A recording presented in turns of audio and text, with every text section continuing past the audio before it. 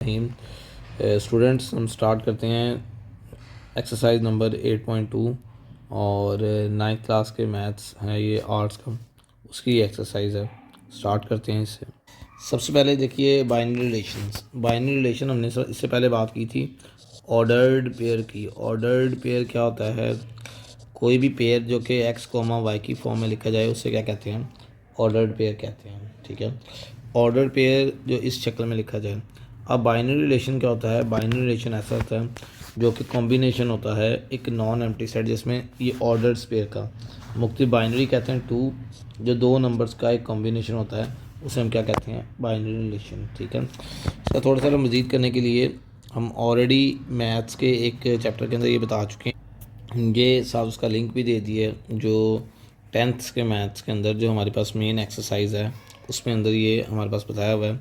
Exercise number 5.3 का concept के अंदर ये कॉन्सेप्ट है और 4 के अंदर। सो बाइनरी रिलेशन एक नॉन एम्प्टी सेट का रिलेशन है जिसमें ऑर्डर मुख्तलिफ ऑर्डर्ड पेयर लिखे जाएंगे एक्स कोमा वाई की फॉर्म में इसके अंदर इस तरह। इसे क्या बनते हैं? Binary relation. इसके बाद हम फंक्शन की बात करेंगे और फंक्शन के टॉपिक को भी अच्छे तरीके से समझेंगे। पहले हम बाइनरी रिलेशन से हम डोमेन और रेंज को अच्छे तरीके से समझेंगे, फिर हम फंक्शंस के ऊपर आएंगे। अब देखिए यहाँ पे हमारे पास पहला सवाल है, कहता है 8.2 एक्सरसाइज। देखिए जी, ये पहला सवाल है कि आपने ए और बी सेट हैं, आपने उनमें ए क्रॉस बी निकालना है और बी क्रॉस ए निकालना है और फिर उनसे दो दो आपने सनाई रबत बाइनरी रिलेशन निकालने हैं। बाइनरी रिलेशन को उर्दू में कहते हैं सनाई रबत। क्लियर होगी बात जी? सनाई कहते हैं दो को, सनाई रबत जो दो के दरमियान बने। So first of all we can find out A cross B. देखिए बेटा, ए क्रॉस बी कैसे फाइंड आउट करेंगे हम लोग? 3 5 6 आ गया, multiply by 1 and 3। So A cross B करेंगे, ये इसके नीचे वाली लाइन पे भी लिख सकते हैं। ये क्या बनेगा हमारे पास? पहले 3 को 1 के साथ करेंगे, 3 मल्टीप्लाई बाय 1, फिर आगे 3 को 3 से करेंगे, फिर 5 को 1 से करेंगे और इसी तरह 5 को किससे करेंगे? 3 से, और फिर 6 को 1 से करेंगे और 6 को किससे करेंगे? 3 से। ये आगे पास एक आ गया, ये ए क्रॉस बी आ गया। एंड कहते हैं आपने बी क्रॉस ए भी फाइंड आउट करना है। इस तरह बी क्रॉस ए निकालेंगे, पहले बी रख लेंगे और बाद में क्या रखेंगे? ए रख लेंगे। अब आपने इसको मल्टीप्लाई किया तो इससे मल्टीप्लिकेशन से क्या आएगा? पहले 1 को 3 से करेंगे, फिर 1 को 5 से करेंगे, 1 को 6 से करेंगे, 3 को 3 से करेंगे, 3 को 5 से करेंगे, 3 को 6 से करेंगे। कोई मसला तो नहीं यहाँ तक? अब यहाँ पे वो कह रहे हैं कि जी आपने क्या करना है, आपने डोमेन और रेंज फाइंड आउट करनी है दो बाइनरी रिलेशन की। बाइनरी रिलेशन R1 हम निकालते हैं किसका? ए क्रॉस बी का। R1 बाइनरी रिलेशन कैसे निकालेंगे?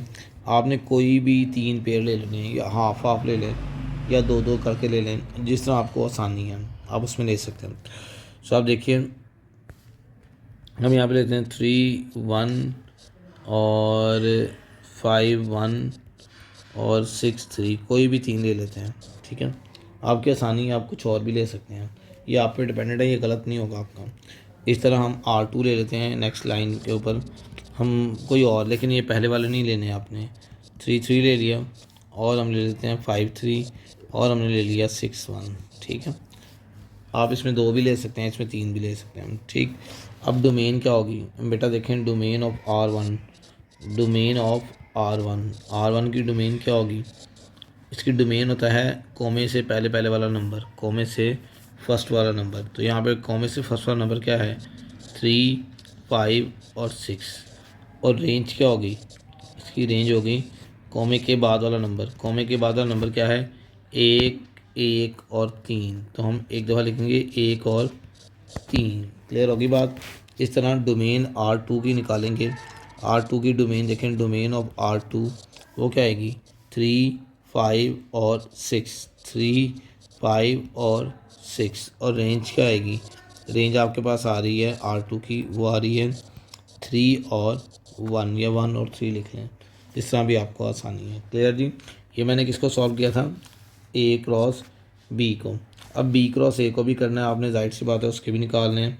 सो R1 बी क्रॉस ए के हम सनाई रबत लिखने लगे हैं। देखिए R1 हम लेते हैं, R1 क्या आएगा?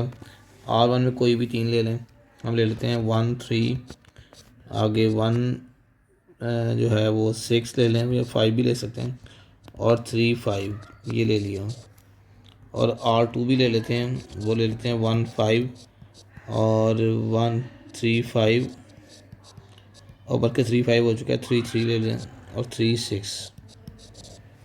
डोमेन क्या निकलेगी अब इसकी, डोमेन R1 की निकलेगी 1 और 3, और रेंज क्या निकलेगी हमारे पास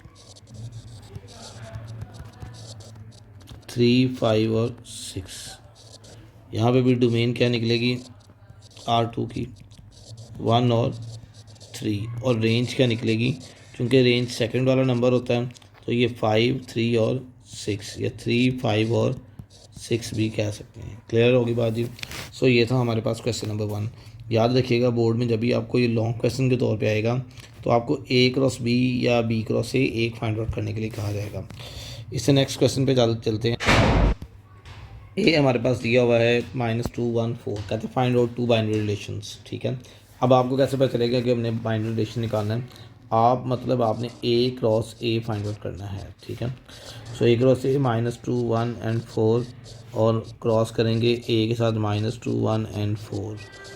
अब आप इससे मल्टीप्लाई करते हो देखो क्या आएगा, -2 को पहले -2 से होगा, -2 से 1 से करेंगे, -2 और 4 से करेंगे, 1 -2 से करेंगे, 1 और 1 से करेंगे, 1 और 4 से करेंगे, 4 -2 से करेंगे, मतलब पहले ये सबसे होगा, फिर दूसरे वाला सबसे होगा, फिर तीसरे वाला 4 को -2 से, 4 को 1 से, और 4 को किससे आएगा 4 से शुरू, और एंड पे क्या आ जाएगी ब्रैकेट। क्लियर होगी बात, क्लियर जी।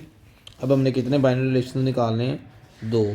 अब R1 निकाल लेते हैं इधर, R1 क्या निकलेगा, मैंने बोला था आपने कोई भी 3 ले लें इसमें। ठीक है, 1 ले लिया, 2 ले लिए, और उसके बाद 4 और 4 ले लिया हम लोगों ने, अपनी चॉइस आप जो से मर्जी ले लें।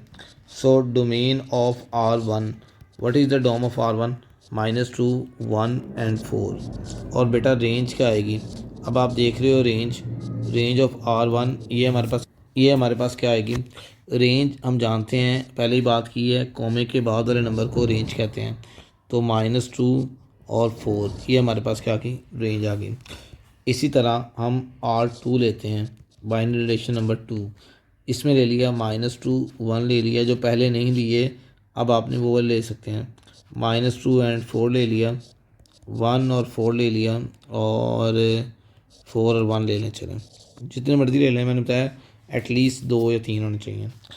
डोमेन आपके पास क्या आएगी, -2 और 1 और बस, और 4, और रेंज क्या आएगी, वो आएगी R2 की, वो आ जाएगी हमारे पास 1 4 और 1 दोबारा रिपीट और नहीं लिखेंगे। एक बात याद रखनी है, अगर आपको पता ना चले कि हमने डोमेन मतलब कौन से रिलेशन लेने हैं, तो आपने R1 या R2 वो वाले लेने हैं जिनमें आपके पास ये पहले वाला सेट पूरा बन रहा हो, पहले वाला सेट पूरा आ रहा हो, पहले वाला सेट -2 1 और 4, वो वाले पेयर उठाने हैं जिसमें ये आ रहे हैं, मतलब तीनों का एक एक पेयर उठा लें, दूसरी दफ़ा भी तीनों का एक एक पेयर उठा लें, तो आपका क्वेश्चन आसानी से हल हो जाएगा। सवाल नंबर 3 के 2 अज्जा हैं हमारे पास, कहता है आपने C क्रॉस C के एलिमेंट्स बताने हैं, जबकि C के एलिमेंट कितने हैं 3 हैं। फार्मूला बेटे क्या होता है, फार्मूला होता है 2 की पावर m क्रॉस n।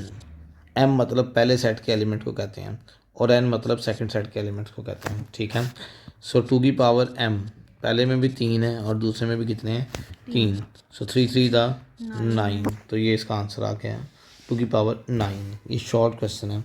इसका सेकंड वाला पार्ट देखें, इसमें क्या कह रहा है, कहते हैं A क्रॉस B के एलिमेंट्स की तादाद लिखनी है, जबकि A 3 है और B कितना है 4।